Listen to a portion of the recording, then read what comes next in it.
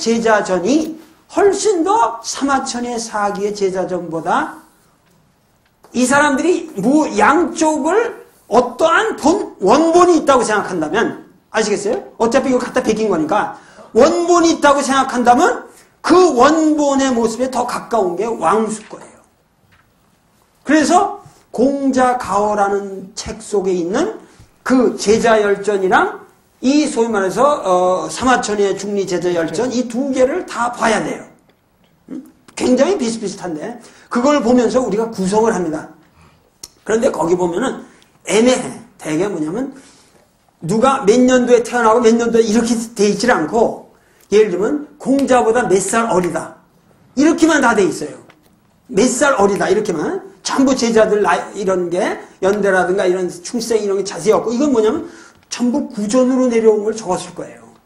그래서 그런 형태로 된 건데, 그러나 그걸 보고 우리가 많은 걸 알 수 있다 그 말이죠. 그래서 했는데 이 우선 이 중리 제자 열전에 보면 유약이라고 하는 사람은 뭐냐? 유약이라고 하는 사람은 공자보다 43세가 연하다 그래요. 그런데 또 이 보면은 공자 가어에 보면은 이것이 또 36세 연하로 돼 있어요.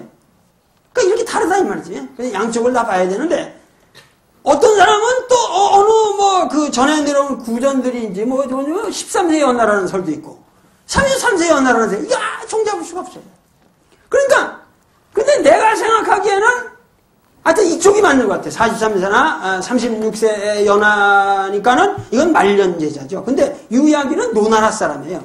노나라 사람이에요. 유약이라는 사람은 노나라 사람인데, 무슨 재미난 얘기가 있냐면은 소위 이게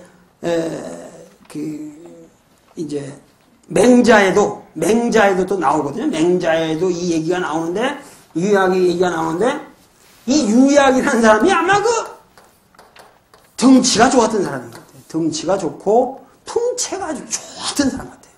말년에 들어온 사람이면 풍채가 아주 좋고, 그래가지고 공자가 돌아가시고 나니까는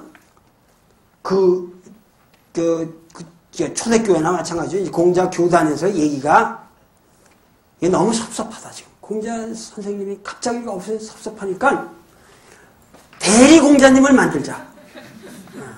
그런데 유야기를 봐라.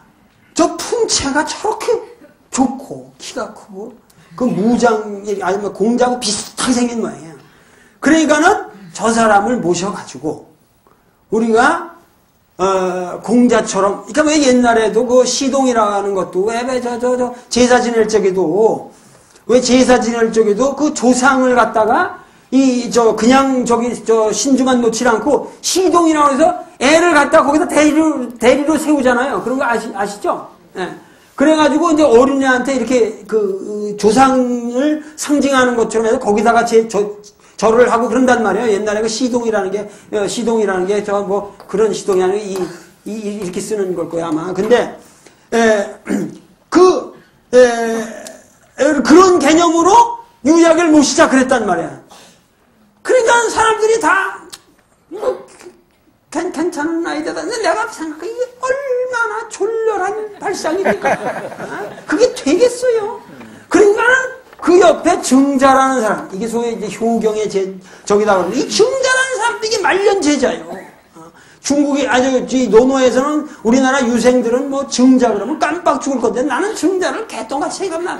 증자라는 난 개똥같이 생각하는 사람이야. 그러니까 나는 공자 하나만 인정하지, 증자, 유자 이런 급은 나는 상대하고 싶지 않아, 얘들은. 그런데, 자우지간, 이 증자가 뭐라고 그러냐면, 유자가 그러자니까, 이 녀석아, 이게 거기 탁 나서가지고, 이 정신 빠진 녀석들아, 지금이 어느 적이라고 말이지. 우리, 공자님의 이 말씀은, 태양과 같고, 하여튼, 한강에, 넘실거리는 저런 거와 같이, 이렇게 아주 명명백백한 건데, 거기다 뭔 덫을, 그렇게 개치를 하냐? 그게 말이 되냐? 유약이가 어떻게, 우리 공자님을 스님님을 대신하냐 해가지고, 쫑크를 맞고 물러난 놈이 유약이요. 지금 이 유자란 말. 그러니까 이 말이 맹자에 기록되어 있어요. 맹자에. 맹자는 한참 또 후대거든요. 그러니까 이 말은 뭐냐면 후대의 초기 그 공자 교단 내에 유약파하고 증자파가 싸웠다는 얘기예요. 패권을 두고. 이렇게 분석을 하셔야 되는 거예요. 맹자에. 그래서 어느 한 시절은 유약이가 그 해먹고 어느 한 시절은 증자가 해먹은 것 같아요. 그러니까 증자 계열에서 뭐가 나왔냐면은 누가 나왔어요? 자사가 거기서 그 공자의 할아버지 저 손자인 자사가 증자 밑에서 배웠다 그러고 이 자사의 밑을 이었다는 게 소위 맹자요. 맹자거든요. 그러니까 이것이 하나의 적통이 되고 그래서 이것은 주로 뭐냐면 효를 중심으로 이 증자라는 사람은 효를 중심으로 했다 하고 유약이는 예에 밝았다고 그랬어요. 예에 밝았다고 그랬거든요. 이제 그런 얘기인데 자 보세요. 그러면은 이 유약의 말이 뭐냐면은 기위냐 효제. 여기 이제 효제라는 말이 나온단 말이에요. 바로 사람 대미. 그 위이냐? 그러니까 우리가 위인이라는 그 위인이 그게 위인이 뭐 어쩌고 이러잖아요, 여러분들. 위인이라는 말이 뭐냐면 사람 되미 이런 얘기요. 어? 그 위인이 그래서 되겠어 뭐 이런 말 쓰시잖아요. 그 위인이란 말, 그 위인이라는 게 고전에서 온 말이에요. 우리 말이 아니고 사람 됨 이런 말이에요. 그러면 뭐 사람 됨 그래가지고 쓰겠냐? 그 위인이 그게 이런 말 하잖아요. 근데 그 위인이 효제. 쟤는 그냥 아마 이렇게 물론 이게 마음심연이 있는 텍스트도 있고 저인데 나는 지금 그러니까 사서대전 이 영락대제가 편찬한 사서대전본을 쓰고 있기 때문에 하여튼 내가 이게 지금 효제. 그러면 여기서 효제라고 하는 것은 뭐냐면은 효는 이거는 버티컬한 거예요. 수직적인 관계예요, 그렇죠?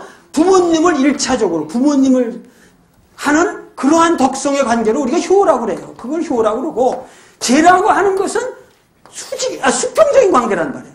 형제지간에 친구지간에 그러니까 제라고 그래서 반드시 형제만을 말한 건 아니에요. 여기 제라고 해서 마음 신변이 이렇게 있는 걸 보면은 뭐야? 제라는 것은 보편적인 덕성이에요. 그러니까 효라고 하는 것은 사실은 효경에 보면은 효라고 하는 것은 부모님에 대한 것만 아니라 군사부 일체라고 해서 뭐 임금님에 해당하든가 아버지에 해당되든가 이 전체 이것이 다 효란 말이에요. 버티컬한 거, 수평적인 관계에 이게 다 효고 그러니까 수평적인 거는 다 제란 말이에요. 친구지간에 회사에서 뭐 동료 간에 뭐 어디서 이렇게 수평적인 건 다 제란 말이에요. 그러니까 이걸 번역하기가 이게 어려운데 그래서 내가 효제스럽다 그렇게 그냥 말이 안 돼서 그렇게 했는데 그러면 그 위인이 효제스러운 사람 치고 호범상자 그러니까 윗사람을 범하기를 좋아하는 사람은 선이라고 그랬어요. 선이라는 건 우리가 조선선자인데 이게 지금 생선할 때 쓰는 생자지만 이게 원래 선이라는 게 뭐냐면 드물다 그런 얘기예요. 드물다. 선이라는 게 이게 적을 소자하고 같은 운이에요. 이게 그러니까 자음으로 여기 선이고 이거는 소 이렇게 가잖아요. 그러니까 이 같은 옛날에는 이게 전부 통자들이요. 이게 그래서 이 선이라는 게 무슨 이게 전부 이게 가짜짤 거라고 하여튼 그런데 그래서 드물다 그렇잖아요. 자 그러면